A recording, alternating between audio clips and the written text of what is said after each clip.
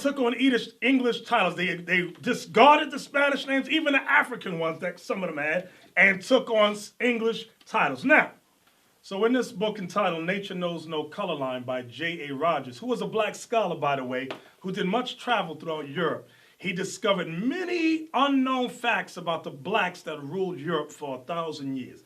We want to go to page 65. Read that one line in the middle. The Negro came first to the Indies from Spain, not from Africa. You hear what he wrote? The Negroes came first to the Indies from Spain, from Spain, from Spain. Why? Because they ruled Spain. We ruled Europe for almost 1,000 years. Some of you thought, Africa, we was only in Africa. You don't know no history. Just shh, be quiet, listen, and learn. Now, it's amazing. That's madness. This is amazing. That's some utter bewitching. So we just left Harvard University. So guess where we're going now?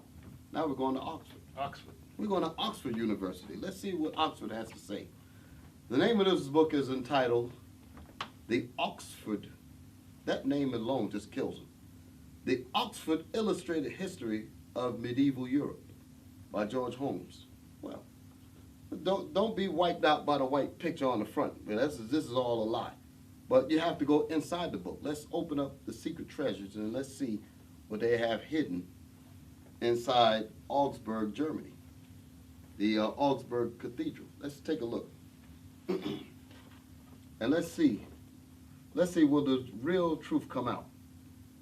These remarkable windows at Augsburg Cathedral date from about 1100 and depict the prophets Daniel, Hosea, and Jonah together with King David. They survive from a cycle of 22 figures portraying the heavenly Jerusalem and remind us that fine windows were not an invention of the French Gothic style. So you're going to learn a couple of things that's letting you know that the original Goths were black. Right, and we're not white, because right now, you know what they think? That white people invented right. These type of windows that they see on churches. It says, no, don't think that. So let's take a look. So name them, who are these people? This right here with the crown, that's King David. This one here on the here. This one right here is Jonah.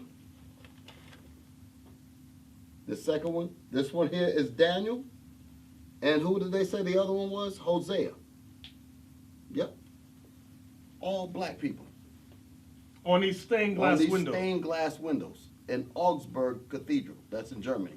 So now, it's interesting because remember J.A. Rogers in the book we just looked at earlier showed coats of arms of Negro families in Germany. That was one of those families. And look, there's more evidence. This is ridiculous. This is something. But what this goes to show you that your scholars have lied. Right. That's what this shows you. Here we come we go to Harvard and we see black images. We go to Oxford University and what we find, black images. Right. Now we're going into this book entitled The Icon. It's a very heavy book, quite expensive. It says the Byzantine tradition in Europe, Russia, and the Near East through 7 major epochs. I'm going to read something out of this book that's going to describe pretty much. What page are you? I'm going page 11. Okay. This is in the section entitled The Icons of Constantinople. And this section of the book was put together by Kurt Weitzman. And he writes concerning iconoclasm. This was what the elder was bringing up earlier concerning about iconoclasm, the destruction of imagery. Iconoclasm. Venetian looting in 1204 and the sack by the Turks in 1453 are the main reasons why only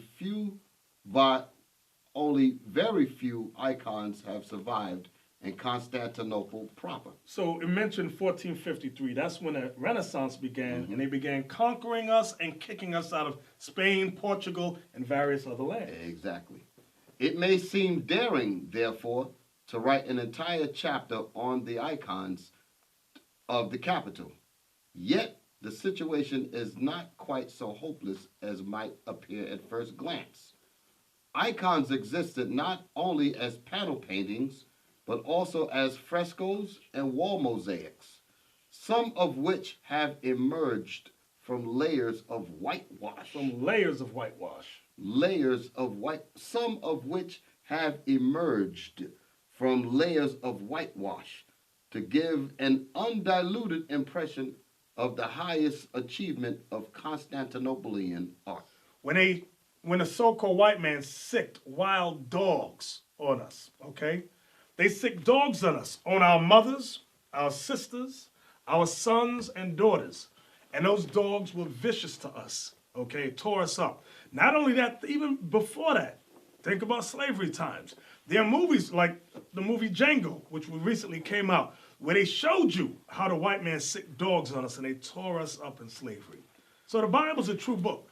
The Bible is the only true book that identifies who we are in history. Now, let's go back to Genesis, chapter 49 and verse 8 again.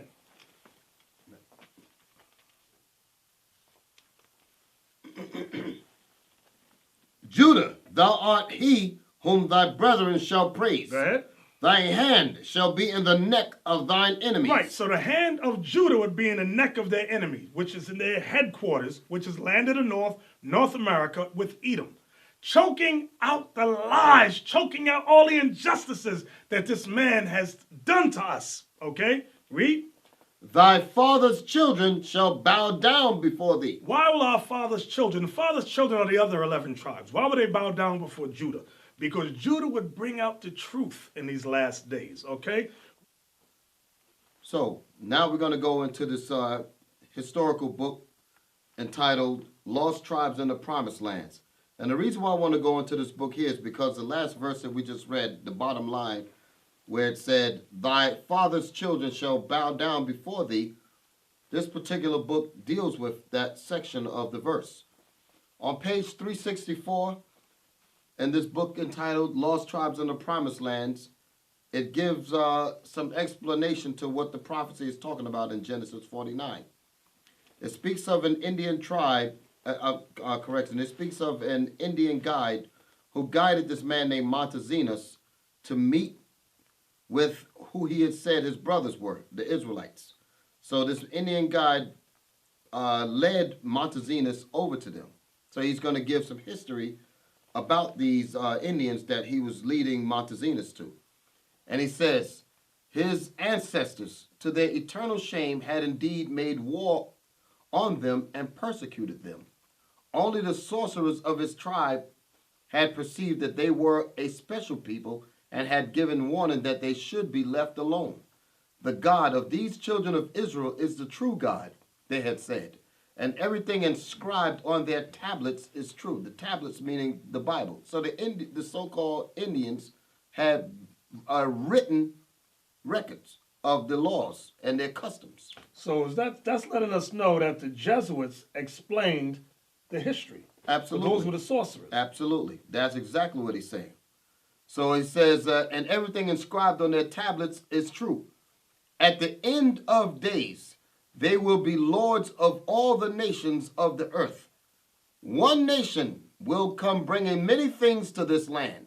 That's the part of this history that correlates with the biblical scripture. When it says, thy father's children shall bow down before thee, that's what this is talking about. I'm going to read that statement again. My land, and parted my land. We read a while ago, a few minutes ago, Ezekiel 36 verse 5. It says about Idumea would take the land. Who's Idumea? The so-called white man. That's 1948. Now when it says parted, who else? To part something means you're divided down the middle. Think about the news. Who's fighting about the partition in Israel? Idumea, the so-called white man who says, Ani Yehudi, Ani Yehudi. And who else? The Palestinians, the Arabs. Read on. And they have cast lots for my people. To cast lots for God's people means to bid for them. Who bid for the so-called white man that says they're Jew? What historical documents say they were bid for? I know our people was bid for. on the auction slave blocks. That's right. Come on. And have given a boy for an harlot. What boy amongst the so-called white man that claims to be Jewish, how are they made into harlots? They would never. What happened with us, though? They made the black boys into what? Breeders. Because slavery was big business. Read. And sold a girl for wine. What little white girl who claims to be Jewish was ever sold for wine? Name one! Not near one.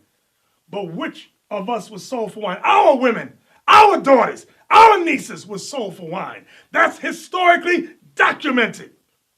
Read. That they might drink. That they might drink, meaning party and commit adultery. Read. Yea, and what have ye to do with me, O Tyre and Zidon? Tyre and Zidon are two great African countries. Read. States. And all the coast of Palestine. Who's the Palestine? The Palestinians, the Arabs. Come on. Will ye render me a recompense? Will you judge God? Will you give him a payback for him choosing us and not you?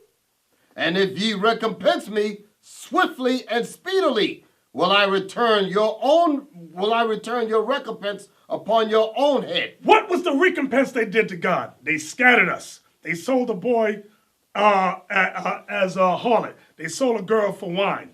They cast lots for us. Read.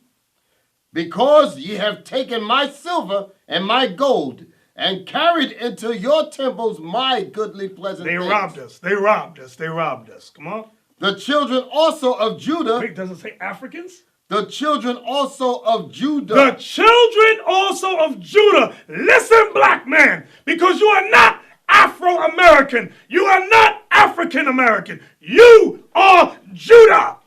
Read. And the children of Jerusalem. Read the whole verse again. The children also of Judah and the children of Jerusalem have ye sold unto the Grecians. Who's the Grecians? The white man. So Tyre and Zidon are Africans.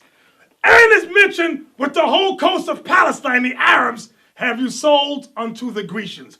What is that talking about? The Atlantic slave trade, okay? Because it was the Africans and the Arabs in conjunction who sold us to the white man. That's historically accurate, historically documented. What are we reading? The Holy Bible.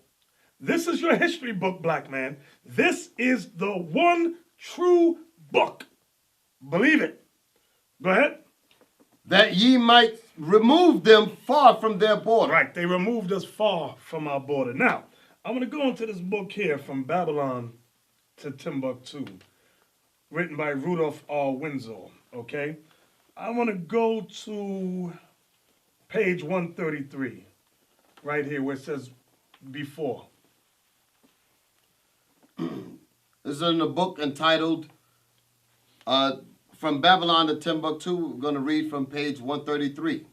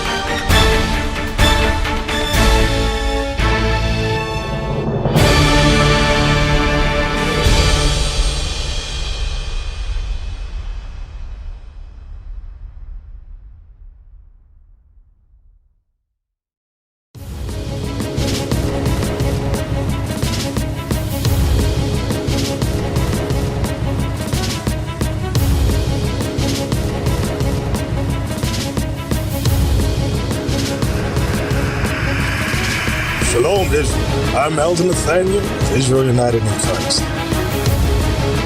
YouTube likes to shut our channels down, as some of you have noticed, ever so often. Subscribing to join IUIC will assure you will always stay connected to our YouTube accounts. We want to do our best to make sure this truth gets out. Please click and join our subscriber YouTube channel called Join IUIC to stay linked to all of our videos. So again, please make sure you subscribe to this Join IUIC channel to get your latest updates from all our YouTube channels. Shalom.